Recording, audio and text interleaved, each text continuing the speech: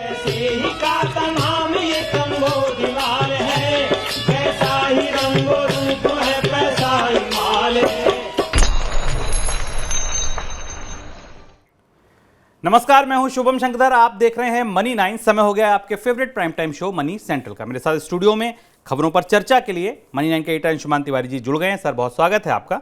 अंशुमान जी से चर्चा शुरू की जाए उससे पहले देखिए आप ऑन द शो आज मनी सेंट्रल में खास क्या है। शुरुआत होगी जोमैटो की खबर के साथ।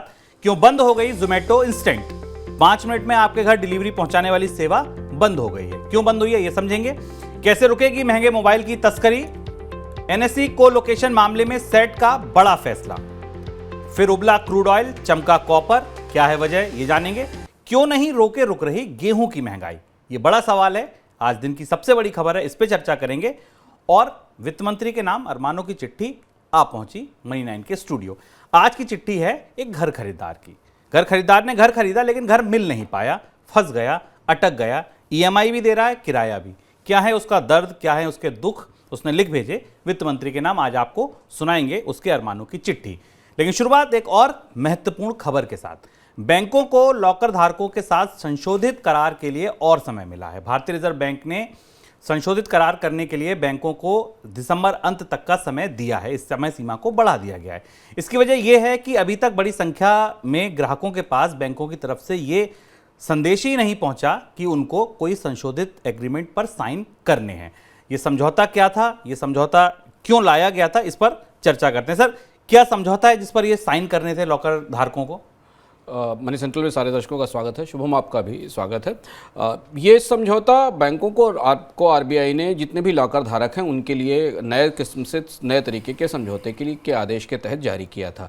आपको भी पता होगा, अगर आपके पास बैंक में लॉकर है तो शायद आपके बैंक ने आपको सूचना दी होगी कि जो बैंक के साथ आपका एग्रीमेंट है लॉकर में अपना सामान या जो अपने वैल्यूएबल्स रखने का है उसे बदलने की बात है।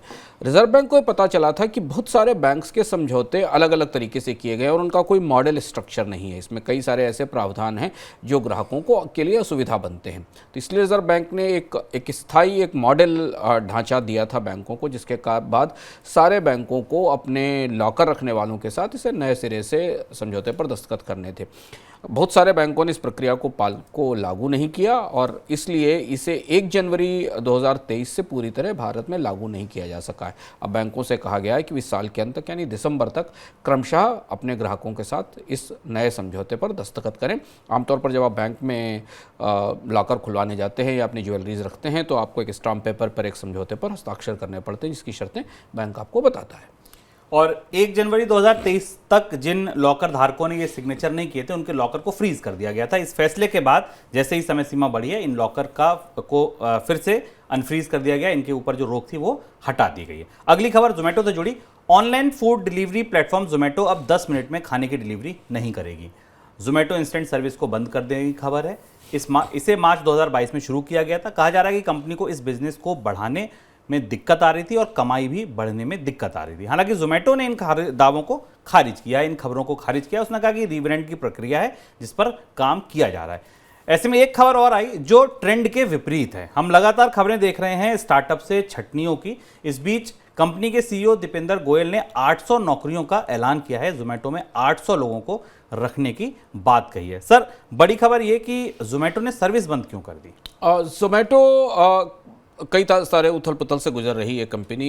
जो ताज़ा आंकड़े उस हिसाब से जुलाई सितंबर के क्वार्टर में जोमेटो को करीब 251 करोड़ रुपए का नुकसान हुआ है। हालांकि ये इससे पिछले साल की तुलना में कम है, लेकिन कंपनी लगातार घाटे में है। और जो लोग नियमित रूप से स्टार्टअप है जोमेटो को फॉलो कर रहे हैं उनको पता होगा कि कंपनी के दो तीन सीनियर एग्जीक्यूटिव लगातार छोड़ भी चुके हैं। जोमेटो अपने पूरे कारोबार का अधिग्रहण कर रही है। 2022 में शायद ये मार्च 2022 में सर्विस शुरू की गई थी और ये सर्विस मुख्य रूप से शहरों के लिए थी, बड़े शहरों के लिए, जहां पर तत्काल क्विक फूड की डिलीवरी की जा सके। लेकिन अब ये सर्विस उस तरह से चल नहीं पा रही है। अगर आप जोमेटो का नियमित इस्तेमाल कर रहे हैं तो आपको ये भी पता होगा कि जोमेटो ने अपने कामकाज के तौर तरीके में बदलाव किया है। कई जगह सर्ज प्राइसिंग भी लगाई गई है, कई जगह स्पेशल डिलीवरी चार्जेस वसूले जा रहे हैं, दूर से आने वाले खाने के लिए अलग से पैसे वसूले जा रहे हैं। जोमेटो इस कोशिश में है, बाजार में सूचीबद्ध होने के बाद जोमेटो का स्टॉक बुरी तरह पिटा है, निवेशकों को नुकसान हुआ है। जोमेटो इस कोशिश में है कि किसी तरह से वो जो अपने कारोबार को ब्रेक इवन में या मुनाफे की स्थिति में ले आए, उसकी कवायद शुरू हो रही है। और इस बीच ये 800 नई भर्तियों की बात भी कही गई है। ये किन क्षेत्रों में होंगी, किन कंपनियों में होंगी, कौन से बिजनेस जोमेटो आगे बढ़ाना चाहती है, इसके बारे में बाद में पता चलेगा। लेकिन पूरे स्टार्टअप स्पेस में अब घाटे कम करने, लागतें कम करने और कर्मचारियों की संख्या कम करने की जो प्रक्रिया चल रही है वो अगले 2-3 महीनों में और तेज होती दिखेगी, इस बात की संभावना है।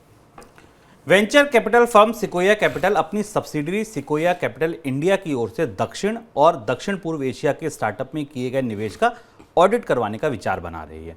इसके अलावा कंपनियों में बोर्ड सीट लेते समय सिकोया कैपिटल इंडिया अब ज़्यादा सिलेक्टिव होगी और कुछ मामलों में बोर्ड अपनी टीम के जूनियर मेंबर को ज़्यादा सीनियर पार्टनर्स के साथ बदल सकती है। सर, ऑडिट कराने की ज़रूरत क्यों पड़ रही है? सिकोया कुछ अजीब सी मुश्किल में फंसी हुई है। अगर आप ध्यान से देखें, हम लोगों ने मनी सेंट्रल में इस पर चर्चा भी की थी कि भारत में जितने भी स्टार्टअप के मामले पिछले 3-4 साल में आए हैं, जहां वित्तीय अनियमितताएं पाई गई हैं कामकाज में, चाहे वो गो मैकेनिक हो, चाहे जिलिंगो हो या भारत पे हो, इन सब में सिकोया की हिस्सेदारी रही है। सिकोया ने इसमें निवेश किया है और इसलिए सिकोया पूरे भारत में अपने पूरे निवेश का, साउथ एशिया में पूरे अपने निवेश को रिव्यू कर रही है। आपको ध्यान होगा कि गो मैकेनिक का जो फॉरेंसिक ऑडिट था वो सिकोया की पहल पर ही किया गया था और अब धीमे धीमे बड़े निवेशक कंपनियों के भीतर, स्टार्टअप कंपनियों के जो पूरे बड़े गुलाबी मॉडल बनाए गए थे इंटरनेट इकोनॉमी के, उन्हें करीब से देखने की कोशिश कर रहे हैं। सिकोया, जैसे गो मैकेनिक को सिकोया 2019 से उसके साथ निवेश करके उसे सपोर्ट कर रही थी। लगभग 16 साल से सिकोया भारत और साउथ ईस्ट एशिया में अपने स्टार्टअप्स में अपना निवेश कर रही है। ट्रेल भी एक ऐसी कंपनी थी जिसके साथ सिकोया का रिश्ता था और उसके बाद उसमें भी वित्तीय रूप अनियमितताएं पाई गई थी। सिकोया के इस रिव्यू के साथ अब इस बात का संकेत है शुभम कि बहुत सारे और भी बड़े वीसी फंड और निवेशक अब स्टार्टअप्स के कामकाज को और गहराई से कम भ्रष्टाचार, वित्तीय अनियमितता और अकाउंटिंग फ्रॉड के संदर्भ में करीब से देखना शुरू करेंगे। चलिए, अब खबरें बजट 2023 से जुड़ी।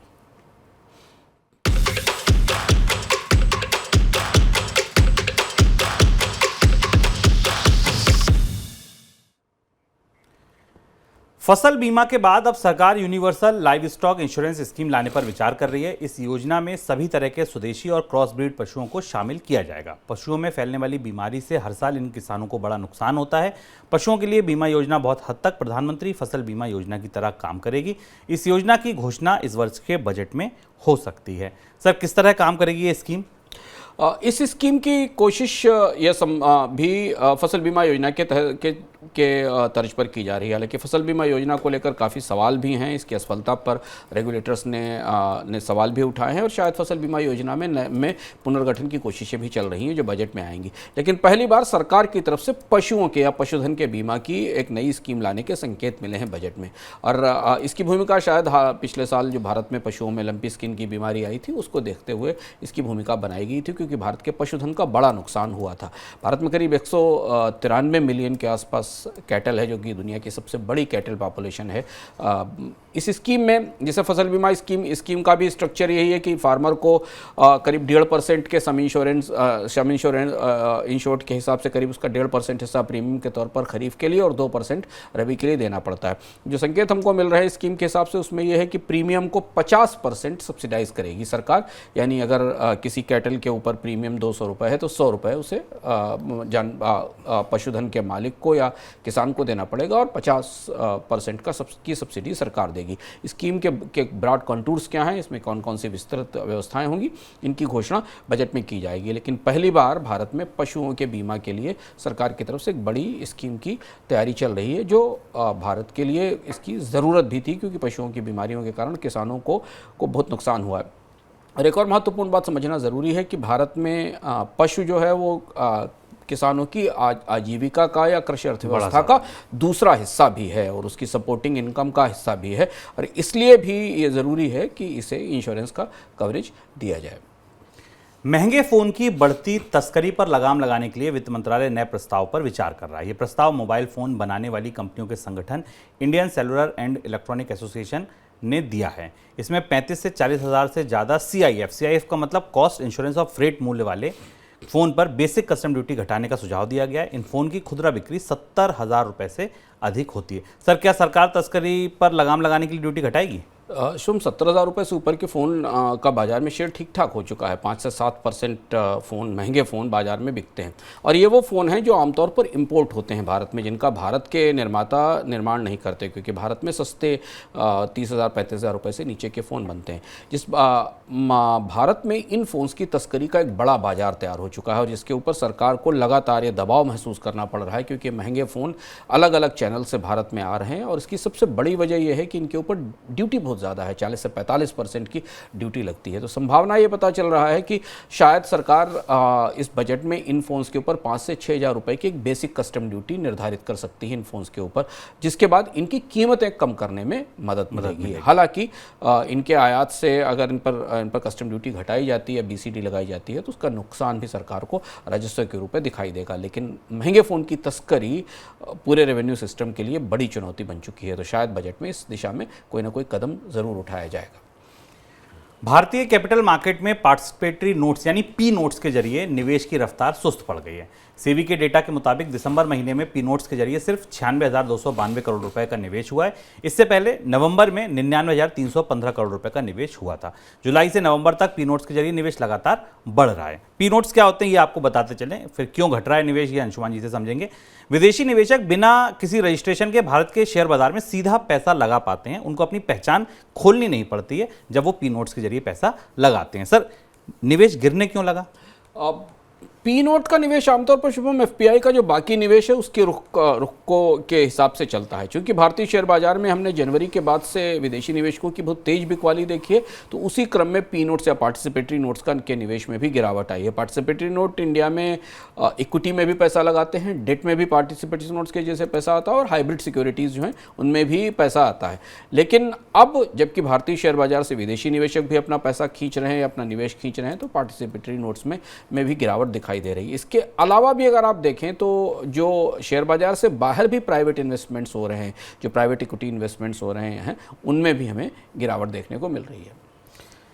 इस साल गर्मियों में बिजली की किल्लत ना हो, इससे निपटने के लिए सरकार तैयारियों में जुट गई है। बिजली मंत्रालय ने इस साल अप्रैल और मई में आयातित कोयले से चलने वाले बिजली संयंत्रों से 1500 मेगावाट बिजली खरीदने का टेंडर निकाला है। सरकार गर्मियों में पर्याप्त बिजली आपूर्ति को सुनिश्चित करने के लिए यह बिजली खरीद कर रही है। गर्मियों में बिजली का उपभोग पिछली बार से ज़्यादा रहने की संभावना है। अप्रैल 2023 में बिजली की मांग सालाना आधार पर 30 से 40 गीगावाट बढ़ने की उम्मीद है। सर, कैसे की जाएगी ये खरीद? फिर हम लौट कर वहीं आ गए पिछले साल की तरह। इस साल फिर गर्मियाँ हैं और इस बार हमने कल मनी सेंट्रल में चर्चा भी की थी कि एल नीनो के कारण भारत की गर्मियाँ इस बार काफ़ी भीषण और ज़्यादा तापमान वाली हो सकती हैं और इस वजह से बिजली की मांग में रिकॉर्ड बढ़ोतरी होने की संभावना है। दो तरह से सरकार बिजली की चुनौती के सामने खड़ी हुई है। एक तो कोयले की कमी है, जिसके कारण बिजली घरों से कहा गया है कि वो कोल का इंपोर्ट शुरू करें। हालांकि पिछले साल सरकार ने दावा किया था कि इस साल कोयले की कमी नहीं होने दी जाएगी, लेकिन अब बिजली की बढ़ती मांग को देख के कोयले के आयात को खोला गया। और दूसरी तरफ NTPC की एक कंपनी है जिसका नाम है NTPC विद्युत व्यापार निगम, उससे कहा गया है कि वो एक टेंडर फ्लोट करे जिससे 1500 मेगावाट बिजली जो इंपोर्टेड कोल से बनने वाली बिजली उन संयंत्रों से खरीदी जा सकेगी। और इसके लिए जो एक डे हेड मार्केट मैकेनिज्म होता है, बाजार में जो पावर एक्सचेंज में कीमतें होती हैं एक दिन बाद की, उसके आधार पर इसकी बुकिंग की जाएगी। और इसके लिए जो बिजली प्रोड्यूसर्स हैं, जो इंडिपेंडेंट पावर प्रोड्यूसर्स और बिजली उत्पादक कंपनियां हैं, वो बोली लगाएंगी और सप्लाई के लॉन्ग टर्म एग्रीमेंट केंद्र सरकार के साथ करेंगी ताकि बिजली की कमी ना हो सके। अभी बिजली जिस कीमत पर खरीदी जाएगी, क्योंकि इंपोर्टेड कोयले की महंगाई के आधार पर इस बिजली की आपूर्ति की जिम्मेदारी है, इसकी कीमत की वसूली की जिम्मेदारी राज्यों के जो बिजली वितरण कंपनियां हैं उन्हें उठानी पड़ेगी। तो इस गर्मी में दो चीज़ों के लिए तैयार रही है। एक तो ये कि अगर कोयले की आपूर्ति सामान्य नहीं हुई तो बिजली की कटौती बढ़ेगी। दूसरी ये कि कई सारी राज्य सरकारों को बैक टू बैक इस साल फिर अपने यहाँ बिजली दरों में बढ़ोतरी करने पर मजबूर होना पड़ सकता है। तो गर्मी में अगर बिजली जाए तो या तो बिजली आएगी और आएगी तो महंगी आएगी, तो या तो महंगी बिजली जलाइए या घर में बिजली मत लीजिए। आपके सामने यही दो विकल्प होंगे। NSE को लोकेशन मामले में नेशनल स्टॉक एक्सचेंज और एक्सचेंज के पूर्व अधिकारियों को बड़ी राहत मिली है। सेट ने, जो सिक्योरिटी अपीलेंट ट्रिब्यूनल है, उसने सेबी के अप्रैल 2019 के फैसले पर रोक लगा दी। सेबी ने क्या फैसला दिया था? सेबी ने कहा था कि एनएससी को 12% सालाना ब्याज के साथ 625 करोड़ रुपए मुनाफा लौटाने का आदेश दिया था। इसके अलावा जो दोनों बड़े अधिकारी थे, एमडी और सीईओ रवि नारायण और चित्रा रामकृष्णन, उन दोनों को उस दौरान जो सैलरी मिली थी उसमें से 25% हिस्सा लौटाने के लिए कहा गया था। सेट ने इस पूरे ऑर्डर को ही रोक दिया और नए सिरे से बहुत सारी बातें कही हैं। सर, क्या क्या कहा गया इस ऑर्डर में? ये सनसनीखेज फैसला है। हाँ, एनएससी का कोलोकेशन स्कीम भारत के स्टॉक एक्सचेंज के इतिहास का सबसे अजीबोगरीब और भारत के स्टॉक एक्सचेंज रेगुलेटर सिस्टम को बदनाम करने वाला स्कैम था। हम इसे थोड़ा सा समझें तो याद दिलाने के लिए, क्योंकि इस स्कैम के तहत ये पाया गया था कि एनएससी ने कुछ ब्रोकर्स को टर्मिनल में प्रायोरिटी एक्सेस दे दी थी, यानी बाजार खुलने से पहले वो एल्गोरिदम के जरिए ऑनलाइन ट्रेडिंग के जरिए बेहतर सौदे कर सकते थे। और इस मामले में सेबी की जाँच हुई थी, ईडी की जाँच हुई थी, फोरेंसिक ऑडिट्स हुए थे। लंबी प्रक्रिया थी जिसमें देश भर की सारी प्रमुख एजेंसियां लगाई गई थी और उसके बाद एनएससी के तत्कालीन चेयरमैन और उन अधिकारियों को गिरफ्तार किया गया था। करीब करीब 625 करोड़ रुपए का जुर्माना एनएससी से वसूला गया था। यह सब पूरा का पूरा ऑर्डर सिक्योरिटी अपीलेट ट्रिब्यूनल ने सर के बल खड़ा कर दिया है। अगर इस ऑर्डर को आप प्रथम दृष्टया विस्तार से ना भी पढ़ें, प्रथम दृष्टया माने, तो ये ऑर्डर कुछ इस तरीके का संकेत दे रहा है कि जैसे एनएससी में इस घोटाले से एनएससी में किसी को कोई फायदा नहीं हुआ, किसी की कोई इलिसिट गेन्स नहीं हुआ, ये घोटाला था भी कि नहीं था। और इस ऑर्डर ने वापस सेबी को इस तरीके की जांच पड़ताल और जुर्माने के लिए सेबी पर सख्ती की है और ये भी कहा है कि 100 करोड़ जुर्माना घटाकर 625 करोड़ से 100 करोड़ रुपए कर दिया गया है। जो अभी तक पे कर दिया गया है या जो इसमें शामिल लोगों को सजाएं दी गई हैं उनको इनको शामिल करके और इसे और पूरे के पूरे घोटाले में, जितने बड़े घोटाले में लगभग जितनी जांच की प्रक्रिया थी उस प्रक्रिया पर ही सवाल उठा दिए हैं। ये अनोखा काम हुआ है क्योंकि इस घोटाले की गूंज हमें राजनीतिक हलकों तक सुनाई दी थी। आपको याद होगा कि वो एक चिट्ठियां और ईमेल लीक्स हुए थे एनएससी के कोलोकेशन स्कैम को लेकर। अब एसएटी के इस फैसले के बाद भारत का स्टॉक मार्केट नियामक गहरे असमंजस में होगा, उसकी साख को लेकर बड़ा सवाल होगा क्योंकि भारत में इतना बड़ा स्कैम था। आगे क्या इस फैसले के खिलाफ सेबी ऊपर की अदालत में अपील करेगी या फिर इस मामले को यहीं बंद किया जाएगा, ये देखना होगा। लेकिन ये एक बड़ा टर्निंग पॉइंट है भारत के शेयर बाजार के इतिहास में। सबसे बड़े घोटालों में से एक इसे माना जा रहा था अगर आप हर्षद मेहता और केतन पारेख के स्तर के घोटाले देखें। और यह भी ध्यान रखना जरूरी है कि भारत में यह घोटाला पहली बार स्टॉक एक्सचेंज के रेगुलेटर्स की नाक के नीचे हुआ था और यानी ये भारत के स्टॉक एक्सचेंज के साख के लिए बड़ा घोटाला था। तो इसलिए एसएटी के इस फैसले ने पूरे रेगुलेटरी सिस्टम को एक तरह से हिला दिया है, चौंका दिया है। क्या घटनाक्रम आगे आएगा, मनी सेंट्रल में हमारी नज़र लगातार इस पर बनी रहेगी। चलिए अब दिन की सबसे बड़ी खबरें।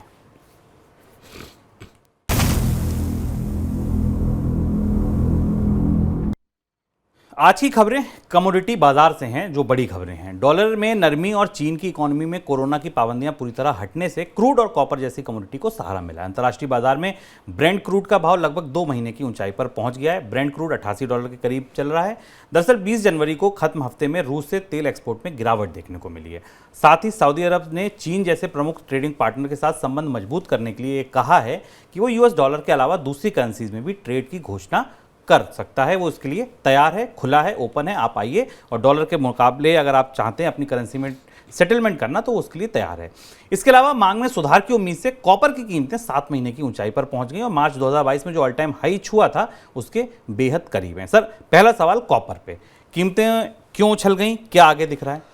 जनवरी के पहले 3 हफ्तों में शुभम कॉपर बाजार की बेस्ट परफॉर्मिंग कमोडिटी था और एक बार फिर जब हम मंदी और इसकी सारी संभावनाएं देख रहे हैं और ये माना जा रहा है कि कमोडिटी की कीमतों में कमी आएगी, कॉपर की कीमतों में, तांबे की कीमतों में रिकॉर्ड तेजी आई और इसके बाद बाजार में तांबे की कीमतों को लेकर बहुत सारे आकलन तैरने लगे, जिसमें गोल्डमैन सैक्स का आकलन आया कि 2023 में कॉपर इस साल की सबसे बड़ी, सबसे पावरफुल कमोडिटी होगी जिसकी कीमतों में सबसे ज़्यादा बढ़ोतरी होगी। 2-3 महत्वपूर्ण तथ्य हैं जो कॉपर की कीमतों को लेकर आगे तेजी का रुख बता रहे हैं और इसमें 1-2 तथ्य शुभम ने आपको बताया कि चीन में मांग दोबारा खुल रही है और जनरली चीन की डिमांड के कारण कॉपर बढ़ता है। पर दो महत्वपूर्ण चीज़ें हैं। इंटरनेशनल एनर्जी एजेंसी ने कहा है कि दुनिया को करीब करीब 50 मिलियन टन कॉपर की शॉर्टेज होगी 2022 से 2030 के बीच में, क्योंकि जो नए इन्वायरमेंटल नियम तय किए गए हैं उससे पूरी दुनिया के बिजली नेटवर्कों को बदलना होगा और दुनिया में जो इलेक्ट्रिक व्हीकल्स आएंगे उनके लिए बिजली नेटवर्क तैयार करना पड़ेगा, जिसके लिए कॉपर की डिमांड काफ़ी ज़्यादा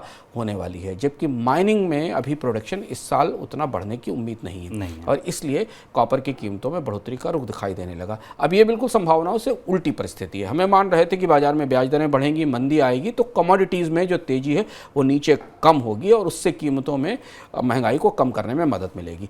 कॉपर बाजार की फ्लैग बेरर कमोडिटी है। कॉपर के साथ और भी इस परिवार की बाकी धातुएं हैं, उनमें भी हमें तेजी दिखाई देती है। तो साल की शुरुआत कमोडिटी प्राइसेस में तेजी के साथ हुई है और लगभग ऐसी ही कुछ स्थिति हमें क्रूड में भी दिखाई दे रही है। सर, क्रूड का आउटलुक अब कैसा बनता दिखता है? बहुत लंबे समय बाद हम फिर 90 के करीब हैं। हाँ, क्रूड की कीमत आज के चार्ट में लगभग 88-12 के आसपास ब्रेंट की कीमत दिखाई दे रही है और WTI 81 के ऊपर ट्रेड कर रहा है। अब दो तीन चीज़ें हैं, फैक्टर्स हैं जो क्रूड के प्राइस को प्रभावित कर रहे हैं। एक तो चीन से निकलने वाली मांग हमें दिखाई दे रही। दूसरी चीज़ है कि अब जो ताजे आंकड़े आए उस हिसाब से पिछले 2 हफ्तों में रूस का जो कच्चे तेल का निर्यात था उसमें तेज गिरावट आई है और उस गिरावट के असर से रशिया का एक्सपोर्ट कम से कम करीब 82,000 बैरल पर डे पिछले वीक में गिरा है। यानी रूस की तेल की आपूर्ति और रूस पर जो प्रतिबंध लगाए गए थे उनका असर अब धीमे धीमे बाजार में दिखाई देने लगा है। बीच में ऐसी खबरें आई थी कि प्रतिबंध के बाद अब रूस के टैंकर्स को इंश्योरेंस नहीं मिल रहा है और रूस को अपने ही टैंकर्स पर डिपेंड होना पड़ रहा है अंतर्राष्ट्रीय बाजारों में तेल बेचने के लिए। और दूसरी तरफ बाजार में बढ़ती मांग है, इसलिए कच्चे तेल की कीमतों में फिर 88 से $90 प्रति बैरल का रुख बनता दिखाई दे रहा है।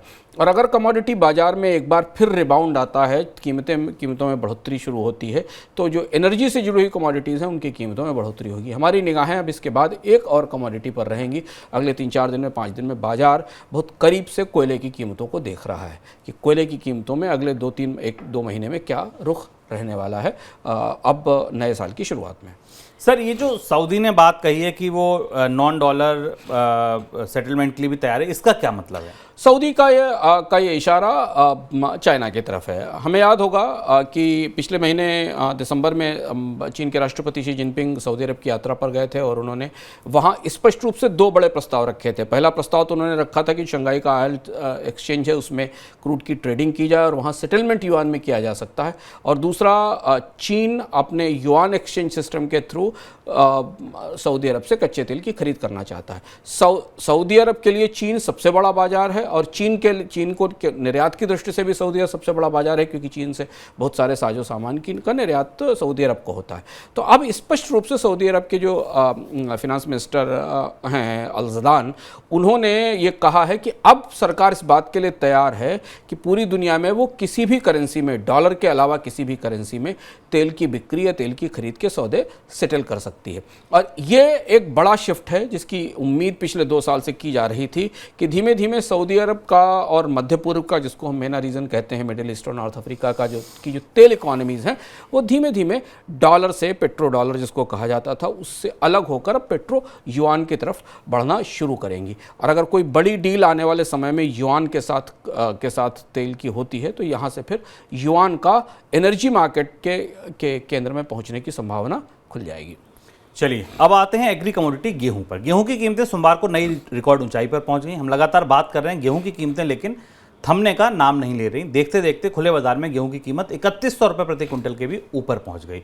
सरकार के ओर से खुले बाजार में गेहूं बेचने की फैसले में हो रही देरी की वजह से कीमतों को सहारा मिल रहा है, या कहिए कि उछाल मिल रहा है। पिछले साल गेहूं के कम उत्पादन से आपूर्ति की किल्लत बनी हुई है। दुनिया के दूसरे सबसे बड़े गेहूं उत्पादक भारत ने मई 2020 में गेहूं के निर्यात पर रोक भी लगा दी।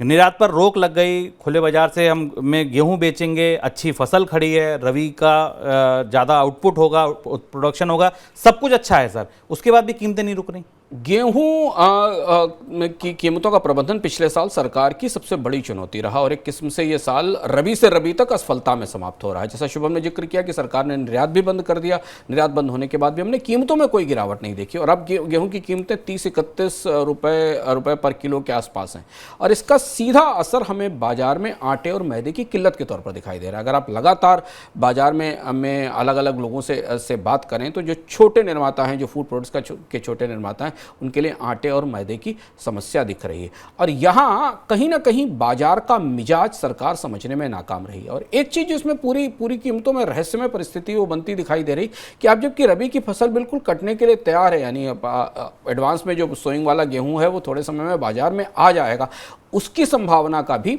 असर नहीं दिख रहा है। और शायद इसकी सबसे बड़ी वजह यह है कि सरकार के व्हीट स्टॉक्स में जो गिरावट आई है और इस साल पिछले साल जो गेहूं का उत्पादन कम हुआ है उसने एक अंडरलाइन इन्फ्लेशनरी या महंगाई का रुख गेहूं के बाजार में बना दिया है। गेहूं की कीमतों ने फिर 31-30 रुपए पर केजी से नीचे का स्तर पिछले पूरे साल में नहीं देखा है। सर, एक बड़ा सवाल और है कि सरकार की तरफ से बार बार ये कहा जा रहा है कि अब खुले बाजार में बेचने आ गए, अब आ गए 10 बार तो घोषणा हो ही चुकी, कम से कम बेच क्यों नहीं रही? दुविधा क्या है?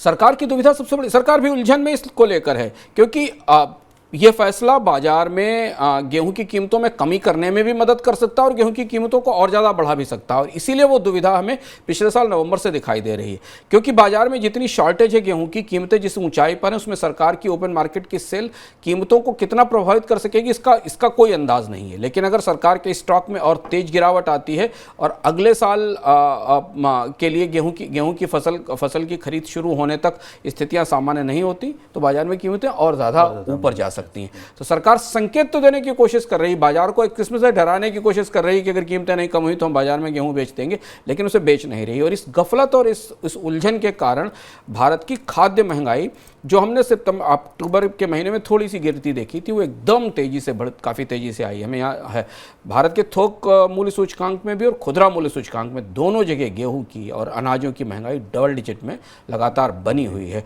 और ये पहला अवसर है हाल फिलहाल के वर्षों में जब दोनों फसलों पर, खरीफ और रबी दोनों की फसलों के दौरान उसके दोनों प्रमुख अनाजों की कीमतों में हमने कोई कमी नहीं देखी, उनकी कीमतों में लगातार बढ़ोतरी होते देखी है। चलिए अब मनी सेंट्रल झटपट।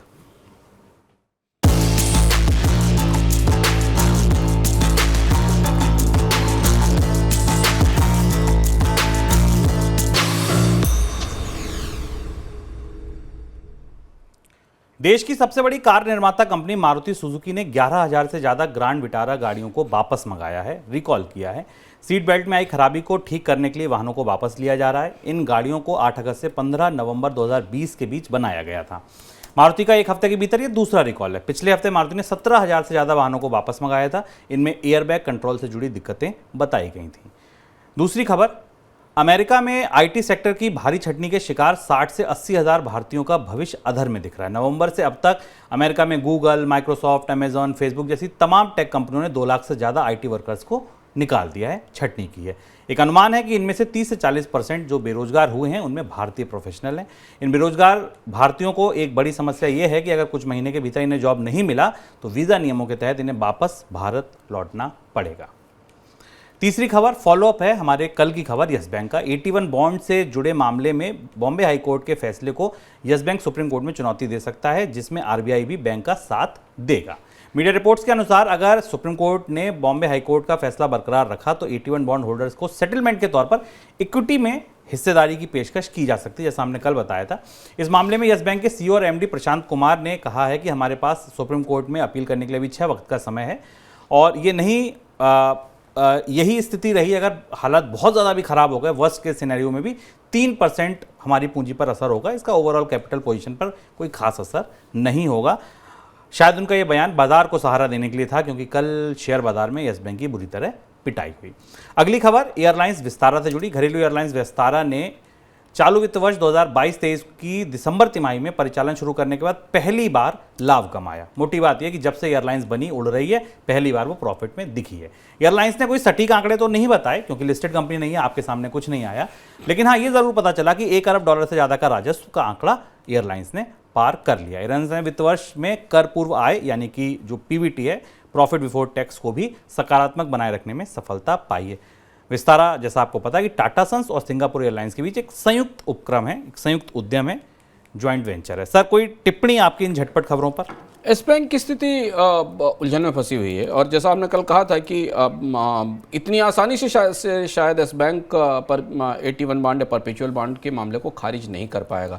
और जैसा हाई कोर्ट ने आदेश दिया, अगर सुप्रीम कोर्ट ने इसे सेटल करने के लिए कहा तो इससे दो बड़ी रिवायतें बनेंगी। एक तो 81 बॉन्ड को लेकर रेगुलेटर्स का नज़रिया बदलना होगा और दूसरी चीज़ है कि एस बैंक जो बुरी तरह पिटा हुआ है बाजार में, उसकी आर्थिक स्थिति को लेकर और उसकी वित्तीय स्थिति को लेकर सवाल लगातार बने रहेंगे। हालांकि जो बयान का, जैसा शुभम ने जिक्र किया कि एस बैंक के प्रबंधन का जो बयान है, उसके बाद आज हमने शेयर बाजार में एस बैंक की कीमतों में थोड़ी सी बेहतरी देखी, लेकिन एस बैंक को लेकर बाजार का नज़रिया, ब्रोकर्स का नज़रिया, निवेशकों का नज़रिया काफ़ी नकारात्मक है, नेगेटिव बना हुआ है, क्योंकि बैंक एक ऐसे तूफान में फंसा है जहाँ से निकलने के लिए उसे काफ़ी कवायद करनी पड़ेगी और इस बैंक के पिछले 4-5 साल से दुर्दिन ठीक हो नहीं रहे हैं, लगातार समस्याएं बनी हुई हैं। चलिए अब आगे बढ़ते हैं और अंतिम पड़ाव पर चलते हैं, अरमानों की चिट्ठी पर। लेकिन उससे पहले आपको एक जरूरी सूचना दे दें, कल हेलो मनी 9 में दिन है म्यूचुअल फंड का। तो अगर आपके पास म्यूचुअल फंड से जुड़ा कोई सवाल है तो कल बेहद खास गेस्ट मृण अग्रवाल हमारे साथ जुड़ रही हैं और वो आपके सवालों के जवाब देंगी। अगर आपके पास म्यूचुअल फंड से जुड़ा कोई भी सवाल है, आप अपने पोर्टफोलियो का रिव्यू कराना चाहते हैं, नया फंड खरीदना चाहते हैं, पुराने फंड में फंसे हैं उससे निकलना चाहते हैं, रिव्यू कराना चाहते हैं, क्या करें समझना चाहते हैं, नया निवेश करना चाहते हैं, तो आप मृण अग्रवाल जी से कल अपने सवाल पूछ सकते हैं दोपहर 2 बजे से। व्हाट्सएप के लिए नंबर आपकी स्क्रीन पर 9311121974। आप अपना नाम, अपने शहर का नाम, अपना सवाल विस्तार से लिखकर हमको भेज दीजिए। मोबाइल नंबर लिखना ना भूलिएगा। अगर मेल कर रहे हैं तो, व्हाट्सएप कर रहे हैं तो नंबर आ ही जाएगा। अगर मेल कर रहे हैं तो आप अपना मोबाइल नंबर लिखना ना भूलें, जिससे कि हमारी टीम आपसे संपर्क कर सके और आपकी बात हमारे खास एक्सपर्ट से करा सके। चलिए अब आते हैं अरमानों की चिट्ठी पर। तो जैसे मैंने बताया, अरमानों की चिट्ठी आज लिखी है एक ऐसे व्यक्ति ने जिसने घर बुक कराया था पत्नी के कहने पर और उसको घर नहीं मिला। हुआ ये कि लोन ले लिया था तो ईएमआई भी जारी है और घर का किराया भी भर रहा है। बड़ा दुखी है, बड़े दर्द हैं। बजट आ रहा है, उसने अपने अरमान लिख भेजे हैं वित्त मंत्री को। क्या मिल चाहता है वो बजट से, आप भी सुन लीजिए। डाकिया आया, डाकिया आया।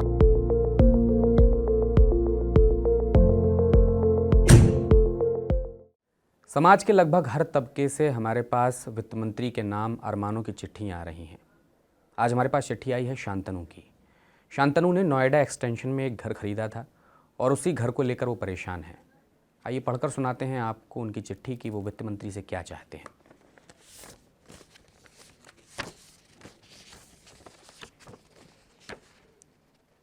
वित्त मंत्री निर्मला सीतारमण जी, सादर प्रणाम।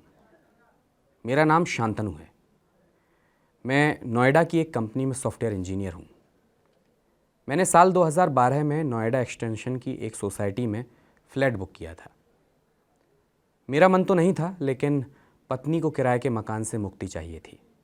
अब पत्नी को मना नहीं कर सका। अपने मन को किसी तरह समझा बुझाकर और सारी सेविंग्स तोड़कर मैंने फ्लैट बुक कर लिया। 5 लाख रुपए डाउन पेमेंट करने और हर महीने ईएमआई भरने के बाद भी हमें घर नहीं मिल पाया।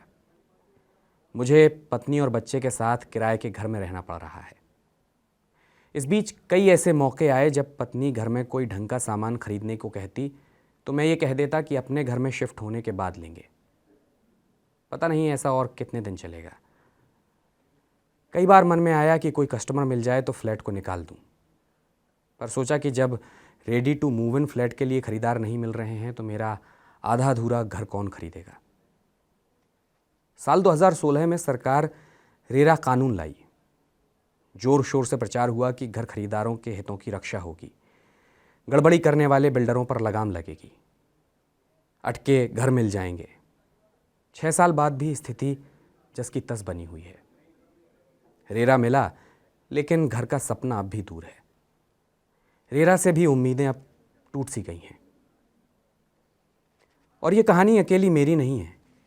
नोएडा एक्सटेंशन में ऐसे लाखों घर खरीदार हैं जिन्हें या तो अब तक पोजीशन नहीं मिला, अगर पोजीशन मिला भी है तो मालिकाना हक नहीं मिला।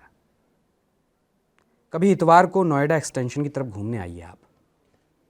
हर चौराहे पर धरना प्रदर्शन करने वाले मिल जाएंगे। संडे इसलिए क्योंकि बाकी दिन ऑफिस जाना होता है। और वो भी ज़रूरी है। और दिन क्रांतिकारी बनेंगे तो घर भी नहीं मिलेगा और नौकरी भी चली जाएगी। जिस प्रोजेक्ट में मैंने फ्लैट बुक किया था, अब वो नेशनल कंपनी लॉ ट्रिब्यूनल पहुंच गया है। कोई कहता है घर मिलने की उम्मीद अब और मजबूत हो गई है, वहीं कोई ये कहता है कि अब और इंतज़ार करना पड़ेगा। बिल्डर पैसा नहीं होने का बहाना बनाकर काम बंद करके बैठा है और हर बार घर मिलने की नई तारीख बता देता है। 10 सालों से किराए और EMI की दोहरी मार से अब दम फूलने लगा है। सरकारें भी फ्लैट खरीदारों की तकलीफ़ों के प्रति संवेदनशील नहीं दिखाई पड़ती। सुना है आप बजट के लिए सुझाव मांग रही हैं। मेरे जैसे लाखों घर खरीदारों की भी आपसे कुछ गुजारिश है, जो ठंड में सड़कों पर प्रदर्शन करने को मजबूर हैं। आगामी बजट में अटके प्रोजेक्ट को पूरा करने के लिए पर्याप्त फंड दिया जाए। ज़रूरत हो तो किसी सरकारी एजेंसी की निगरानी में अटके घरों का काम पूरा कराया जाए, ताकि हमें भी अपनी छत नसीब हो सके। गड़बड़ी करके घर खरीदारों का हक मारने वाले बिल्डरों के खिलाफ सख्त से सख्त कार्रवाई हो। इस उम्मीद के साथ अपनी बात को विराम देता हूं कि अब की बार के बजट में जब टीवी देखूंगा तो हमारी दिक्कतों का भी हल मिलेगा। परेशान घर खरीदार, शांतनु, नोएडा एक्सटेंशन।